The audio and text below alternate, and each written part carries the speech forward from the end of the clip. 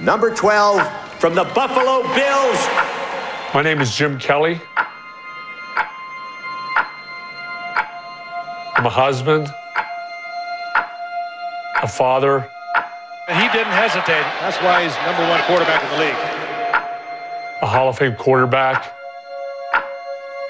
and I have cancer. As I sit in the chair I'm in today, I know that I'll never be the same. The guy asked me, did you ever think about dying? No, but until you hear the word cancer, yeah, you think about it.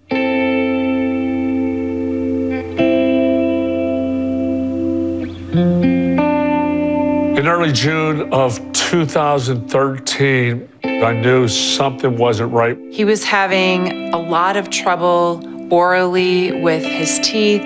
He was just having a lot of pain and struggle with the inside of his mouth, and no one could ever really seem to figure out what was wrong. I remember walking in a doctor's office, and when I saw him walking over and shutting the door, I knew, prepare yourself for the worst. He said, unfortunately, Jim, there's cancer. It really didn't give me too much of a prognosis that you're going to die in 6 months or you're going to beat this, you're going to live.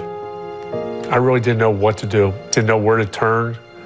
I remember getting back in my car and tears started coming to my eyes. Having to tell your loved ones that you have cancer, it's hard because you don't want to hurt them, especially your kids. I could see like the tears in his eyes and that he was scared. I mean, we were all scared because we didn't know what was happening. My initial fear was, is he going to live? Is this going to take his life?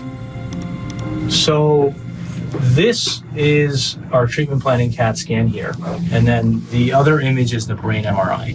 Squamous cell carcinoma, cancer of the V2 nerve that runs through the front of your face, through your cheekbone, and my upper jaw.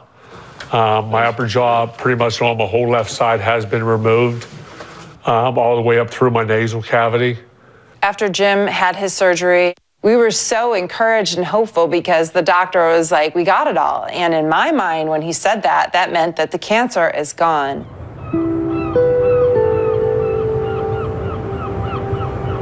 The headaches were to a point where I couldn't even handle them anymore. He came in and shut the door. He was holding his head and said, Dan, I can't take this anymore. He said, there's got to be something wrong. That's when he went down and they did an MRI and they found out it had returned. This is the stuff along the nerves here that was involved that's causing your pain. Right there. Gotcha.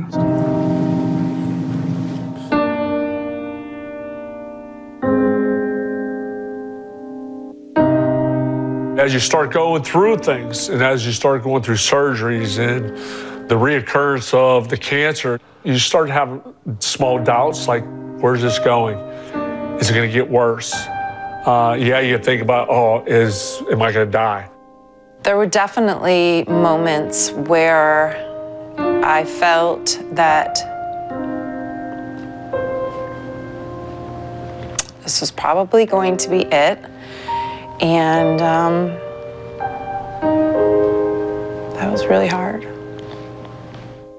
He would have 3 rounds of chemotherapy, the strongest, most potent kind of chemotherapy that is used with a cancer like this. He was throwing up continuously. I mean, literally every 10, 15 minutes for the next 10 days. Father, I just thank you so much for life. I thank you for the doctors that are here and the machines who work to get rid of cancer, not only for me, but for everyone else. Little did I know how brutally he would be attacked by this disease. Are you ready? There's your flush. I might have something. I've lost 51 pounds. As I sit here today, I still have no taste buds.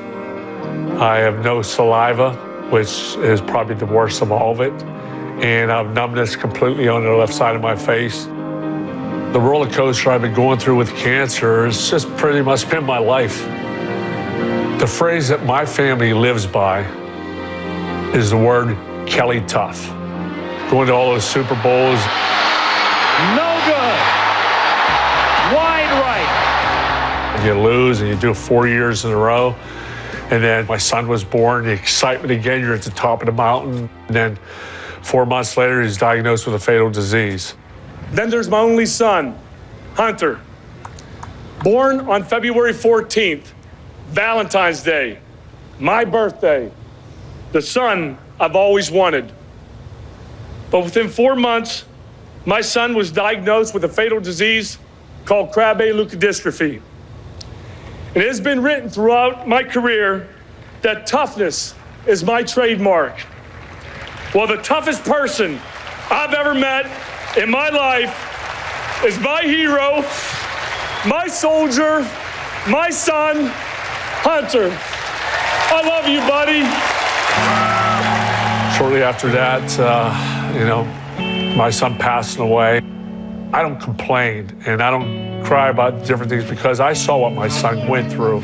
I saw the fight that he had every single day of his life. We have been through just loss unspeakable, and to know that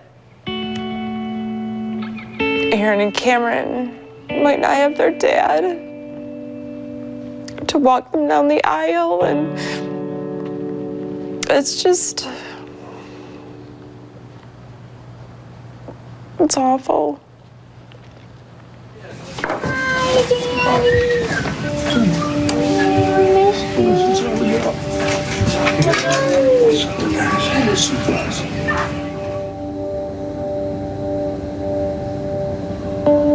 When I was in the hospital, it was pretty much a blur, but I do remember vividly family and friends that came to see me.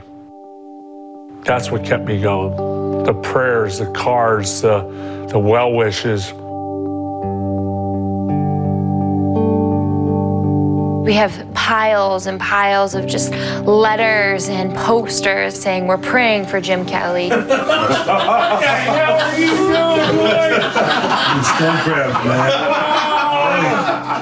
Whether it was Dan Marino or whomever, he would smile for them and be up for them.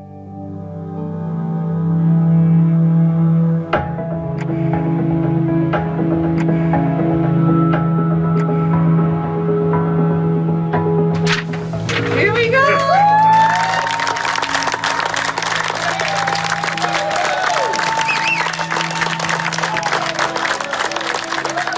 To walk out that door,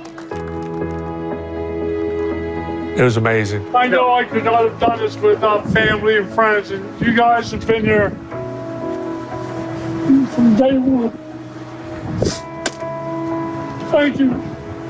Guys, got a long way to go, but I know with you people on my team, I'll be here for many, many more years and many, many more parties and gatherings. So thank you, guys.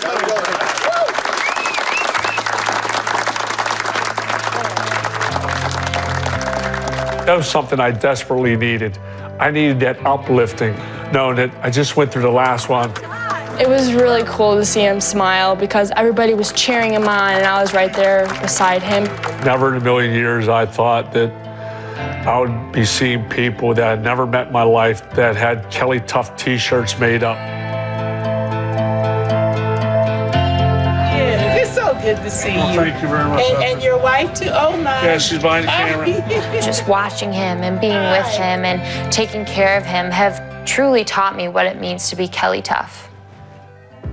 I plan on beating this. That's why I continue to do things I love and enjoy. You ready? You ready? Go get it. I don't want you to leave. Will you hold my hand? Oh, won't you stay with me? 'Cause you're all I need. Oh my goodness. Why am I so alone? Wow. No one's got a good look and some self-control. But you can lay with me so it doesn't hurt. Oh, won't you stay with me? 'Cause you're